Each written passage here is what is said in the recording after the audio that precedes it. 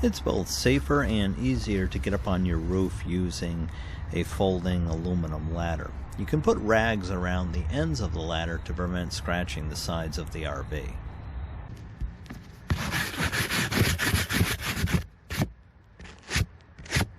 See the dust? That comes from plastic that's broken down. And you can take your wire brush.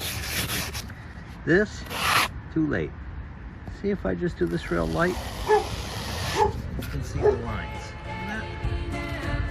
So this guy is done. It's been completely fried in the sun. And what will happen is, you're gonna get water under here. You get water, you get rust on the unit. Now what happened is, people think they can put this on anything, but this base is rusted. And when it's rusted, it's not gonna stick well. And when it splits, see that? You can't have gaps like this because water can collect in there. You got a gap right here. So over here we got this little troubled area from before. You see that?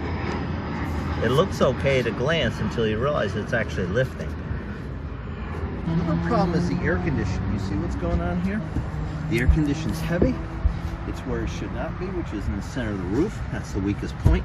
And what you do is, commonly you get these low spots here. What happens is water goes like this, and it collects. This is a low spot right in here. See that? And then as it collects in here, if you get an opening, then you get a leak. Frosted flakes, right? Completely rusty. Fried, turned white from the sun. Okay, you put polyurethane coating. So these will all be replaced, and then I'll polyurethane them, and that's it. 15, 20 years later, they won't look like this. Here's the awning.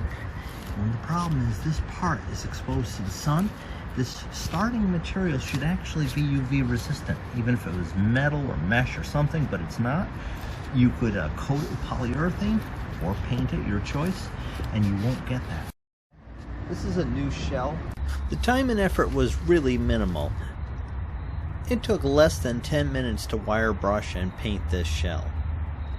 And that will easily add 10 plus years to the lifespan of it. A 1-quart can of latex primer, a 2-inch brush, an ordinary wire brush, and you're ready to go. Now you know the secret.